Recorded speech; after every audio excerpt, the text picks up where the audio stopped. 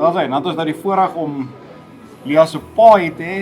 Dewald, baie welkom by ons. Baie dankie, Wat lekker met Lia gesels rondom waar sy is op die oomblik en wat het sy sover ge-achieve en hoe lyk die toekoms vir haar? Miskien kan jy ons 'n bietjie vertel van haar journey sover. Hoe dit gebeur dat sy vandag hier is. Vertel ons miskien 'n paar lekker stories van haar. Ja, Van toe sy jonger was. gelukkig het ons daarom 'n paar van dit, 'n paar embarrassing stories ook. Oei, jene tog, hier kom het. Maar ek dink die nice ding is sy het van 'n baie vroeë ouderdom af het sy 'n natuurlike belangstelling getoon teenoor die skiet. Sy wou altyd betrokke wees met van laai af na dit na dat en ons het van die begin af gesien daar's regtig 'n unieke talent wat sy het vir dit. Maar die grootste ding vir ons by skiet is dit moet gebore wees uit veiligheid uit. So as ons het 'n klomp foto's en goed wat ek vir julle ook kan deurstuur wat ek sê van die begin af al is dit met 'n CO2 pistool of met 'n Daisy, moet daar veiligheid wees. En gelukkig het sy dit van vroeg af begin agterkom en besef. Toe gaan sy vinnig na 9mm toe. Sy het op die ouderdom van 7 het sy haar eerste 9mm geskiet.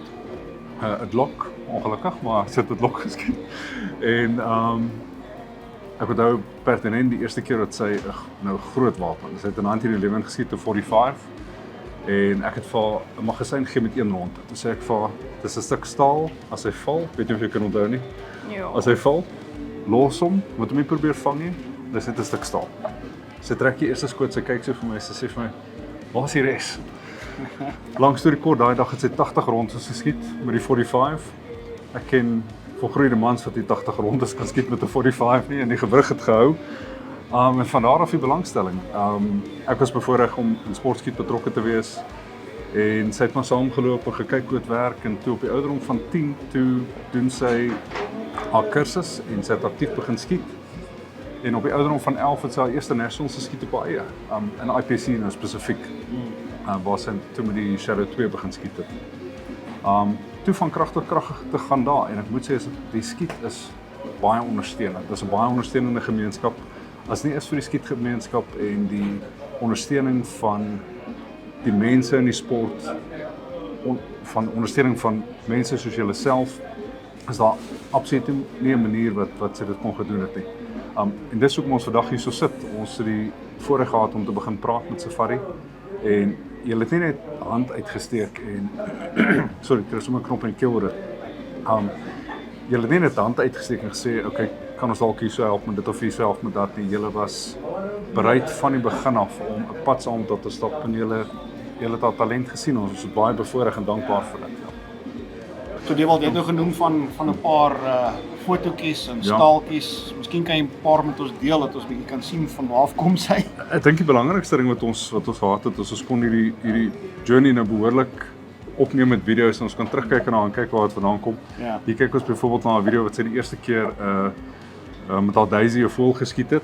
Baie trots, maar die belangrike ding is die oorbeskerming is op, die oorbeskerming is daar en laat die veiligheid ingebore is in hulle. So ek dink dis die belangrikste ding wat ouers moet besef as hulle hulle kinders op blootstel aan wapens van die begin af. Moenie bang wees nie.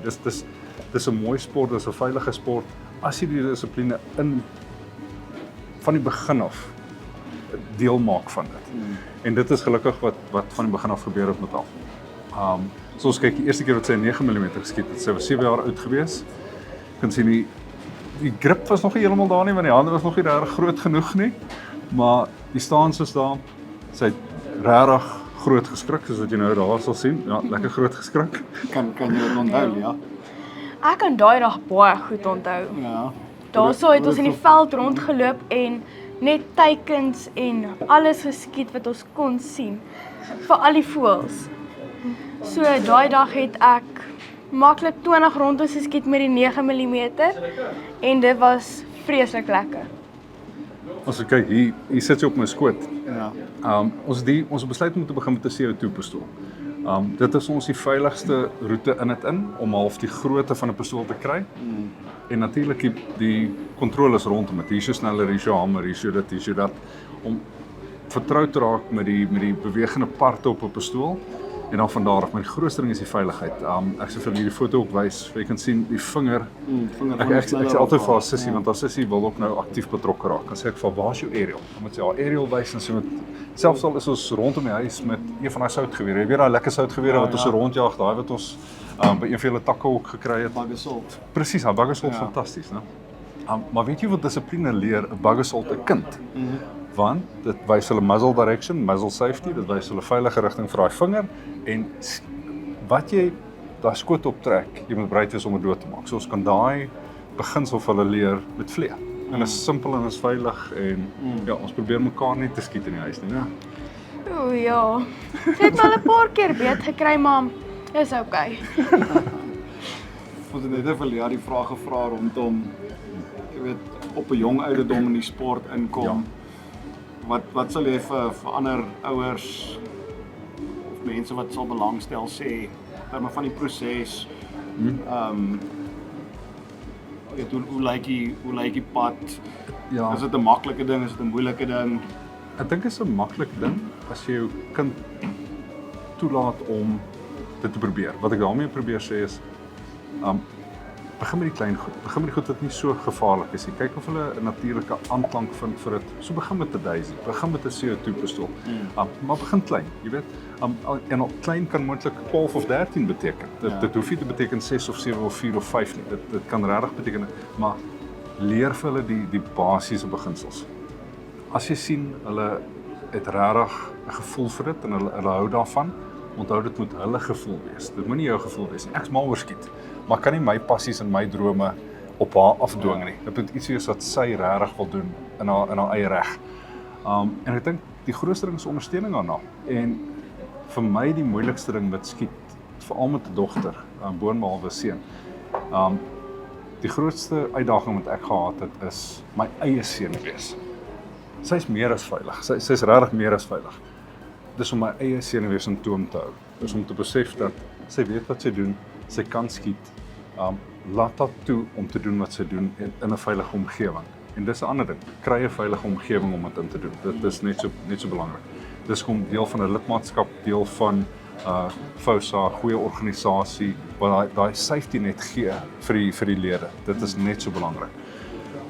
En ek dink dan laat hulle toe om uit te gaan en dit te beleef. Ek bedoel, die eerste keer wat sy nationals geskiet het op haar eie, het dit nou so gebeur dat sy het in 'n aparte squad geskiet van my. Ek het my dood gestres, né? Ek het rondgehardloop en dit was regtig vir my senuitergend geweest.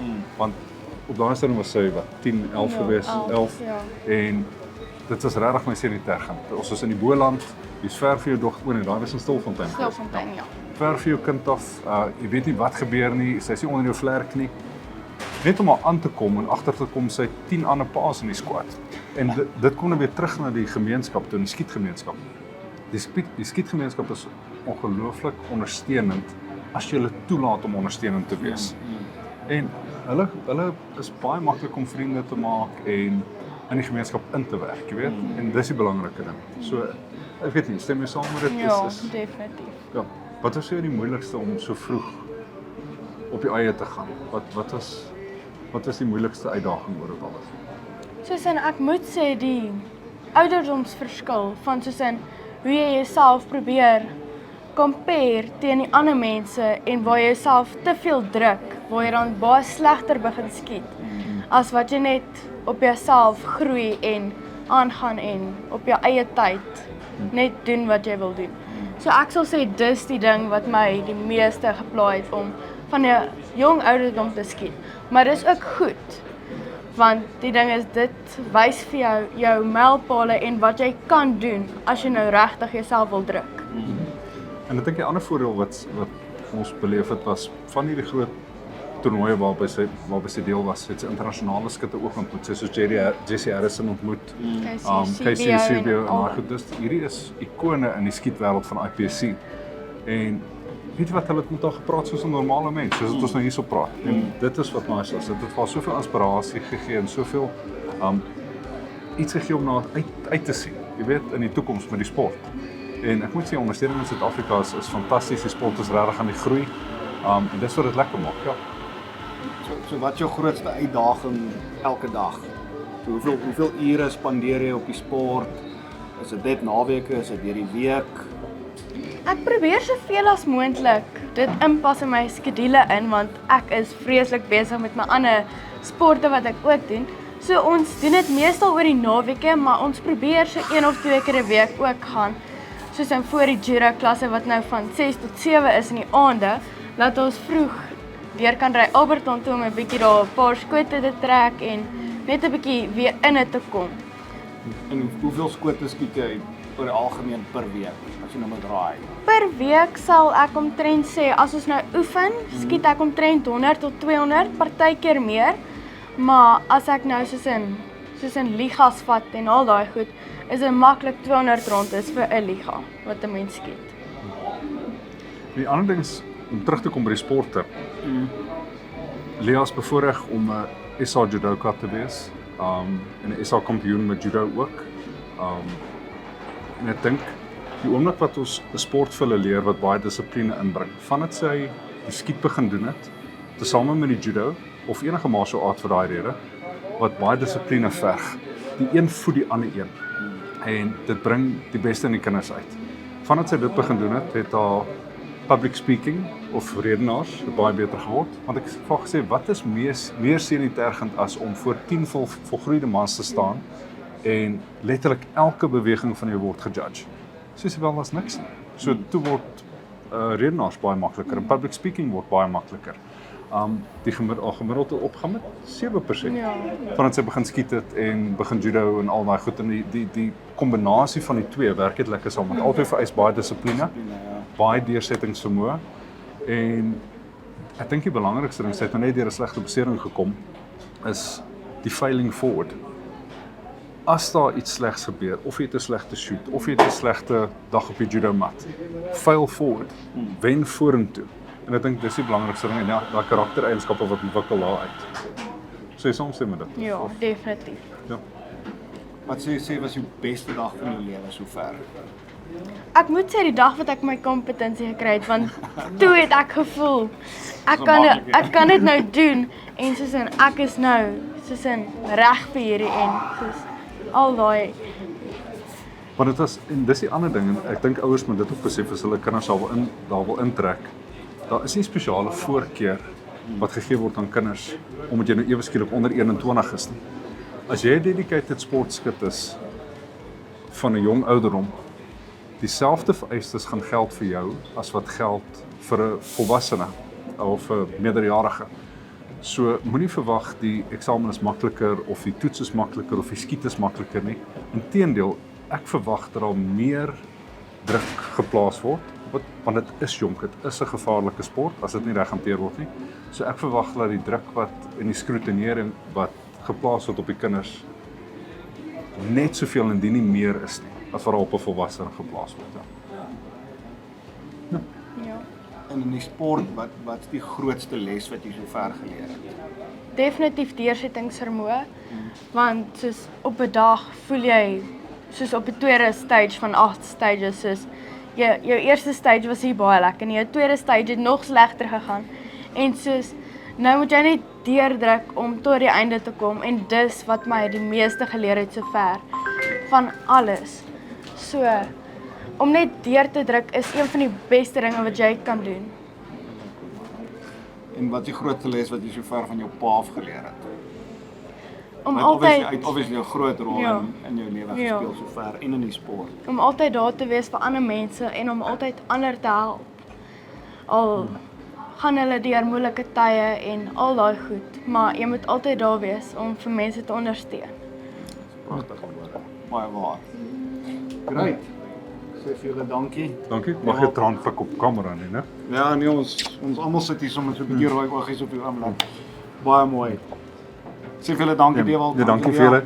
Dankie vir julle ondersteuning. As dit nie was vir Safari en Elton en hulle ondersteuning, ek dink die sport het soveel potensiaal en groei, en veral met vir die jonger generasie.